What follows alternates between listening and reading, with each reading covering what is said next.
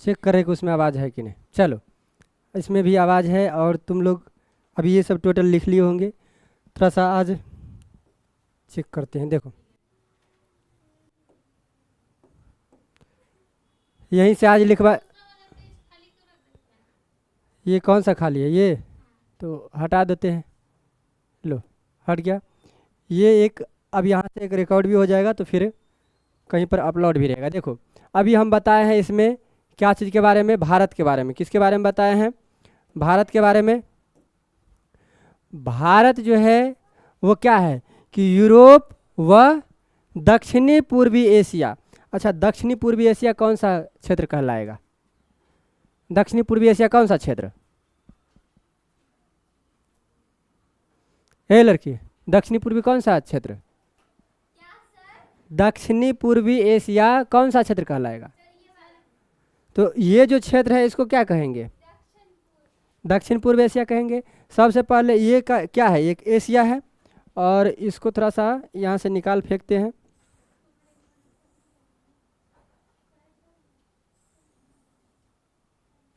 इसको निकाल दिए। अब आ जाओ, देखो हम क्या बताए हैं कि ये पूरा जो भारत है वो भारत कहाँ पर अवस्थित है, ये इसी चीज़ के बारे में बता रहे थे। तो अब यहाँ पर देखना है कि भारत यूरोप व दक्षिण पूर्वी एशिया के व्यापारिक मार्ग में, कौन से मार्ग में? अच्छा, व्यापारिक मार्ग कहाँ से शुरुआत होता है?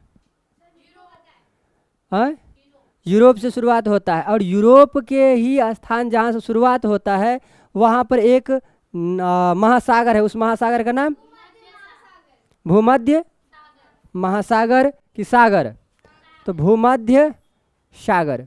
तो भूमध्य सागर से स्टार्ट होता है क्या? व्यापारिक मार्ग। कौन सा मार्ग स्टार्ट होता है? व्यापारिक मार्ग कहाँ से स्टार्ट होता है? भूमध्य सागर कहाँ पड़ता है? ये यूरोप के क्षेत्र से स्टार्ट होता है और इसी हो करके इसी जितना भी अभी हम ये बनाए हैं ये इसी हो करके फिर यहाँ से, और हम इसको थोड़ा सा यहाँ पर मिटा देते हैं और कोशिश करते हैं कि तुम लोग इसको ज़रूर बताओगे। फिर कॉपी नहीं देखना है। ये एक क्षेत्र है, इस क्षेत्र का नाम क्या है? क्या है? हाँ, ये है फारस की खाड़ी। ये यहाँ पर है ना। और ये पूरा क्षेत्र क्या कहलाएगा? एशिया। अगर मान लो एशिया को ऐसे बीचों बीच कट कर दिए तो एशिया के दक्षिण में क्या आएगा? तो हिंद महासागर नीचे में है, लेकिन भारत आएगा कि नहीं यहाँ पर? और अगर हम इसी एशिया को ऐसे कट कर देते हैं और ये वाला पॉइंट हम पूछेंगे, बताओ ये वाला पॉइंट कौन सा क्या कहलाएगा? क्या कहलाएगा? तो देखो, इसी चीज़ को यहाँ पर लिखे हैं ना, दक्षिण पूर्व एशिया। ये इसी क्षेत्र में बसा है, ये दक्षिण पूर्व एशिया। इसी चीज़ को लिखे हैं। जो भारत है वो यूरोप, कहाँ से? यूरोप व दक्षिण पूर्वी एशिया, दक्षिण पूर्वी एशिया, इसी हो करके ये व्यापारिक मार्ग आया है। ये जो हम व्हाइट कलर की दिखाए वही क्या है? व्यापारिक मार्ग है। अच्छा, उसी व्यापारिक मार्ग से ऐसे हो करके फिर यहाँ पर अफ्रीका भी आते हैं। यहाँ से फिर देखेंगे तो इंडिया भी आएगा और उसी से होकर के अलग अलग देशों में जाते हैं। और यहाँ पर एक फिर यहाँ पर ये क्या है? ये क्या है? ऑस्ट्रेलिया। अब बताओगे तुम लोग कि एक महासागर है दक्षिण क्षेत्र में, कौन सा क्षेत्र में? दक्षिण यानी एशिया के दक्षिण क्षेत्र में कौन सा? हिंद महासागर। और अगर कहेंगे कि दक्षिण पूर्व के क्षेत्र में एक महासागर है, कौन सा महासागर? प्रशांत महासागर। कौन सा महासागर? प्रशांत महासागर है कि एशिया के दक्षिण पूर्व क्षेत्र में यहाँ पर एक प्रशांत महासागर है। यानी अगर हम इसमें सिर्फ और सिर्फ भारत देख रहे हैं, क्या देख रहे हैं? भारत। तो व्यापारिक मार्ग है, किसका किसका व्यापारिक मार्ग है? दक्षिण पूर्व एशिया का व्यापारिक मार्ग हुआ ये, और ये हुआ यूरोप। तो इन दोनों के बीच में क्या पड़ता है? भारत आता है कि नहीं? अब इसी को दिखाए थे कि भारत इस क्षेत्र में आता है। अब ये जो लाइन है, ये जो रेखा है, इस रेखा का क्या नाम दोगे? क्या दोगे? व्यापारिक मार्ग या व्यापारिक रेखा, वही ना? व्यापारिक मार्ग या व्यापारिक रेखा, ये अगर रेखा लिखे हैं तो ये क्या है, व्यापारिक मार्ग या व्यापारिक रेखा, इसको मार्ग भी कहते हैं, व्यापारिक, ये व्यापारिक मार्ग। ठीक है, ये है भारत। ये अगर भारत को फिर यहाँ से अगर हम देखते तो ये बना करके दिखाए थे कि ये भारत ऐसे बन सकता है। ये भारत अगर बनाना था तो ये हम इसको ऐसे बना करके चेक किए थे, है ना। लेकिन इसका अब कोई काम नहीं है तो इसको इधर साइड करो। अब नेक्स्ट है कि ये अपतटीय क्षेत्र से क्या मिलता है, अपतटीय क्षेत्र से हमें क्या मिलता है। जैसे अगर हम बताए थे, यहाँ पर आ जाओ, एक और पॉइंट आ जाओ, ये क्षेत्र आ जाओगे तो इसमें हम ये जो अपतटीय या तटीय क्षेत्र में सबसे ज़्यादा क्या मिलता है, पेट्रोलियम मिलता है, खनिज मिलता है, जीवाश्म मिलता है। वो सब के सब किस क्षेत्र में मिलता है, तो दक्षिण इसको नहीं बोलना है, इसको कहते कौन सा क्षेत्र कहते हैं, तटीय मार्ग कहते हैं, तटीय क्षेत्र कहते हैं, इसको क्या कहते हैं, तटीय क्षेत्र कहते हैं। अब इसी में एक और पॉइंट अब इसमें देखेंगे कि देखो अपतटीय क्षेत्र से क्या मिलता है, जीवाश्म, खनिज मिलता है। क्या मिलता है, जीवाश्म, खनिज के भंडार। भंडार मीन्स क्या होता है, अब यहाँ पर अब क्या चीज़ का भंडार मिलता है, खनिज का हो गया, जीवाश्म का हो गया, ये सब का भंडार मिलता है। जैसे हमारे यहाँ भंडारा होता है तो भंडारा अगर बोलते तो भोज का भंडारा या कोई खाने का चीज़ होता है, उसमें अगर बहुत ज़्यादा अगर होता है उसको कहते भंडारा है। उसी तरह से यहाँ पर अगर जीवाश्म अगर बहुत ज़्यादा मिलेगा तो जीवाश्म का भंडार है ना। अब एक है कि उसी क्षेत्र में क्या चीज़ का विकास हुआ है, तटीय क्षेत्र में क्या चीज़ का विकास हुआ है, पर्यटन का विकास। और ये पर्यटन मीन्स क्या होता है, पर्यटन मीन्स जैसे घूमने के लिए जाते जहाँ, उसको पर्यटन का क्षेत्र कहते हैं। इसको क्या कहते हैं, पर्यटन का क्षेत्र कहते हैं। और उसी क्षेत्र में क्या चीज़ का और विकास हुआ है, सम जलवायु या जलवायु सब का विकास हुआ है उसी क्षेत्र में। और हम ये एक इसको हटा देते हैं, ये इधर इसको लाओ। और ये क्या है, ये एक दक्षिण भारत। और इस चीज़ को हम यहाँ पर ये जो लिखे हैं ये दिए हुए हैं, और ये है कर्क रेखा। ये क्या है, कर्क रेखा। क्या है, कर्क रेखा। अब कल जो बताए थे, बताओगे कोई कि कर्क रेखा भारत को 2 कटिबंधों में विभाजित करते हैं। बताओ कौन कौन सा,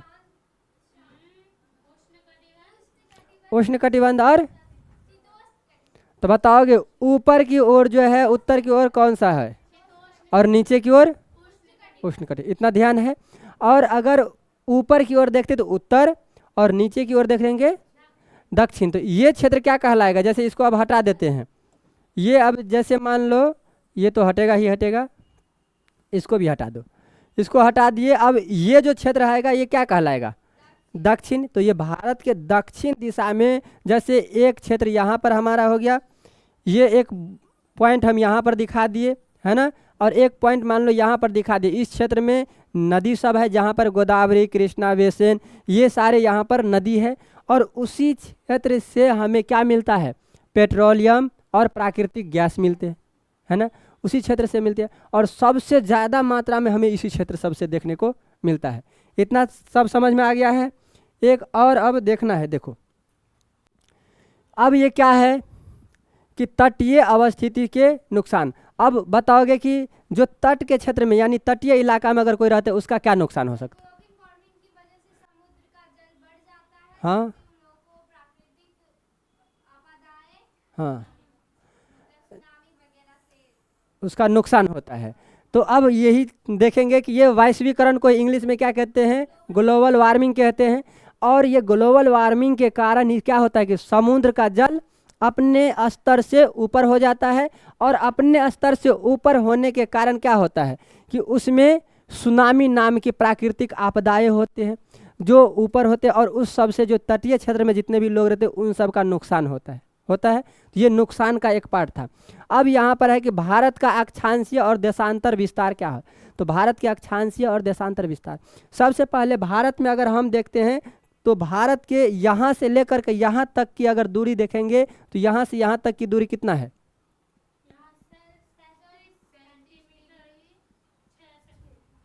कितना? नहीं, ये यहाँ तक का दूरी कितना है? 3214 किलोमीटर है। और अगर यहाँ से लेकर के यहाँ तक की अगर बात करें तब कितना है? हाँ, 2933 किलोमीटर है। इतना समझ गया।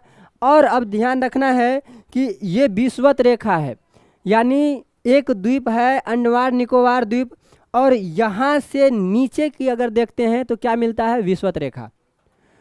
तो विषुवत रेखा भारत से और विषुवत रेखा के बीच का दूरी कितना है? तो ये 876 किलोमीटर है। कितना है? 876 किलोमीटर। इतना समझ गए हो। और उसी में हम दिखाए थे कि ये ऊपर की अगर तरफ देखते हैं तो अब यहाँ पर एक दिखाया गया है कि क्या 97 डिग्री 25 सेकेंड, ये पूर्वी देशांतर है। और ये पूर्वी देशांतर हम इसको तो लिख दिए हैं, ये समझ में आ गया होगा कि पूर्वी देशांतर लिखे। ऊपर में हम अगर ये लिखे तो उत्तरी देशांतर लिखे। क्यों?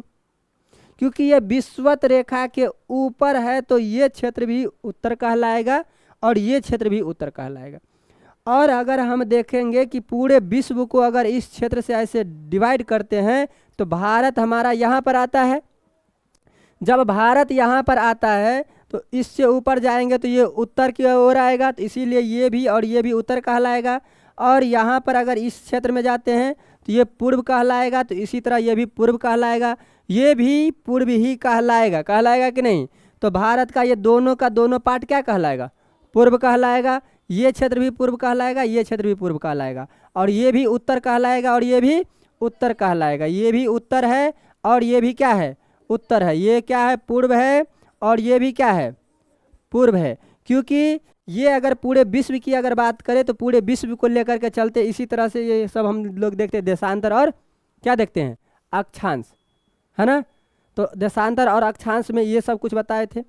अब यहाँ पर और कुछ तो नहीं, अब इसी को थोड़ा सा 1 2 बार 3 बार 4 बार पढ़ करके देखना है। अगर उस पर हम फिर क्वेश्चन देखेंगे, क्वेश्चन बनाने का प्रयास करेंगे। अगर बनेगा तो बनेगा, नहीं तो तुम लोग इसको याद करके लाओगे। ठीक है, चलो छुट्टी कर लो। हाँ।